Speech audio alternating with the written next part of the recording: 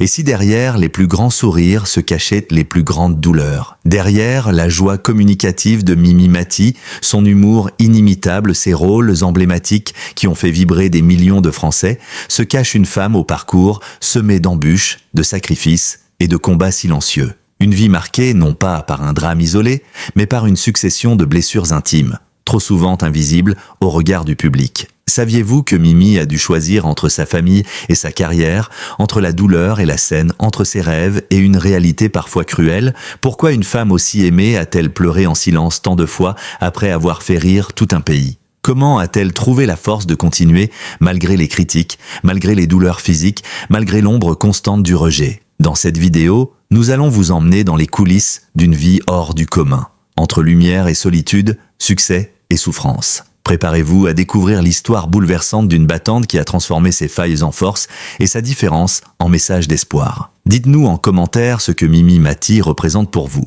Likez si vous avez déjà été touché par son parcours. Abonnez-vous à notre chaîne pour ne rien manquer des prochaines vidéos hommages et donnez-nous la motivation de continuer à raconter ces histoires de vie extraordinaires. Prêt à voir Mimi Mati autrement? Alors, plongeons ensemble dans cette histoire vraie. Souhaitez-vous que je continue avec une narration pour le reste de la vidéo? Sous les feux de la rampe, Mimi Mati brille. Son visage jovial, sa voix familière et son humour sincère ont conquis des millions de téléspectateurs depuis des décennies. Mais derrière l'icône populaire se cache l'histoire bouleversante d'une femme qui a transformé ses douleurs en force, ses différences en moteur et ses blessures en art. Car la plus grande tristesse de Mimi Mati n'a jamais été un événement isolé, mais une succession de pertes. L'innocence d'une enfance volée par le regard des autres, les rêves qu'on l'empêchait de rêver, les opportunités qu'on lui refusait à cause de sa taille, et surtout, les sacrifices silencieux qu'elle a consentis au nom de la passion. Mimi n'a jamais laissé la douleur prendre le dessus. Chaque fois que je monte sur scène,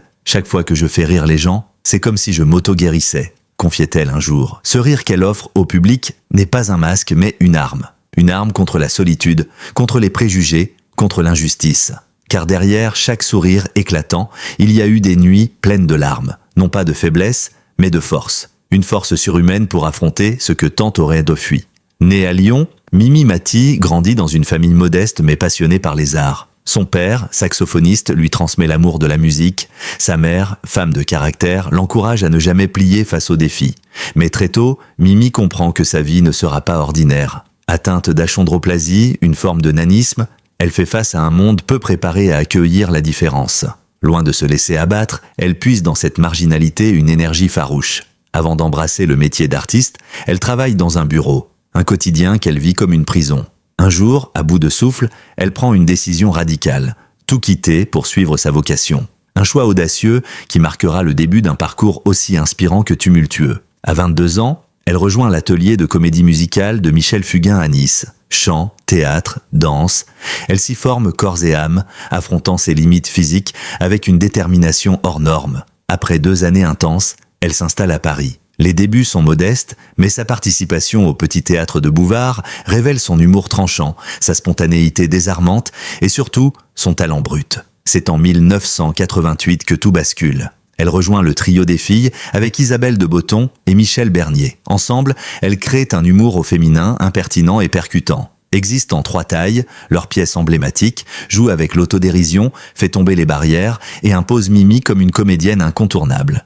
Mais derrière les rires, il y a aussi la fatigue, la pression constante d'être parfaite, l'angoisse du rejet. Elle confiera plus tard avoir souvent pleuré seule après les spectacles, terrifiée à l'idée de décevoir. La consécration arrive en 1993 avec Une nounou pas comme les autres, un rôle sur mesure qui rassemble plus de 12 millions de téléspectateurs. Mais c'est en 1997, avec la série Joséphine, Ange gardien, que Mimi Mati entre définitivement dans les foyers français et dans le cœur du public. Pendant plus de 20 ans, elle incarne cet ange bienveillant, mêlant humour et tendresse, et devient une figure nationale. Ce rôle est bien plus qu'un personnage, c'est une revanche, une preuve éclatante qu'une femme hors norme peut incarner un héros. Derrière la caméra, Mimi travaille sans relâche, étudie chaque geste, chaque intonation pour donner vie à Joséphine. « Je voulais qu'on l'aime, qu'on l'écoute, qu'on la respecte, comme moi », dit-elle simplement. Le revers de la médaille, douleur, sacrifice et larmes cachées. Mais le succès a un prix.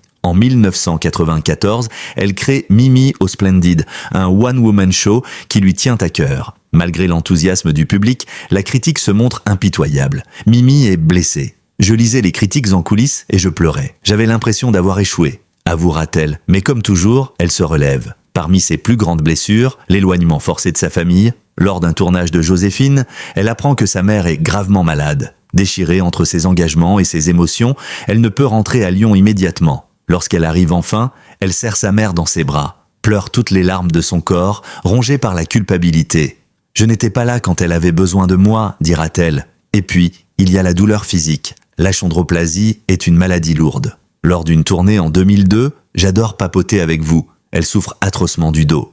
Elle monte pourtant sur scène, fait rire la salle, puis s'effondre en coulisses, seule, les larmes aux yeux. Une artiste, une femme, un modèle. Mimi Mati ne s'est jamais contentée de briller. Elle s'est battue pour inspirer. Elle veut être un exemple pour ceux qui se sentent différents, pour les enfants moqués à la récré, pour les femmes ignorées, pour tous ceux qu'on n'écoute pas. Je veux qu'ils voient en moi une preuve que tout est possible, dit-elle. Engagée, elle participe depuis 1994 au spectacle des Enfoirés, au profit des Restos du Cœur. Elle chante, joue, transmet un message d'amour et de dignité. Peu importe la souffrance, elle revient toujours sur scène pour donner, pour partager. Un héritage qui dépasse les projecteurs. En 2007, elle publie « Une année pas comme les autres », un livre écrit avec son mari, Benoît Gérard. Ce n'est pas un simple récit de carrière, mais un cri du cœur, un journal de résilience, d'émotion, de gratitude. Et elle rêve d'écrire encore, de coucher sur papier les histoires qu'elle n'a pas encore dites, de laisser une trace durable, spirituelle. Ce qu'elle veut transmettre, que la vraie grandeur ne se mesure pas en centimètres, mais en courage, en amour, en lumière. La plus grande victoire de Mimi Mati. Peut-être que sa plus grande réussite n'est pas d'avoir été Joséphine, ni d'avoir rempli des salles ou battu des records d'audience. Peut-être est-ce tout simplement d'avoir vécu une vie fidèle à elle-même, d'avoir aimé sans retenue, d'avoir osé, d'avoir fait rire les autres tout en apprenant à pleurer seule. Si un jour je pars, j'aimerais qu'on se souvienne de moi comme de quelqu'un qui a vécu avec passion, qui a aimé profondément et qui n'a jamais cessé d'y croire, a-t-elle un jour confié. Et c'est exactement ce qu'elle nous laisse, le souvenir d'une femme petite par la taille, immense par le cœur.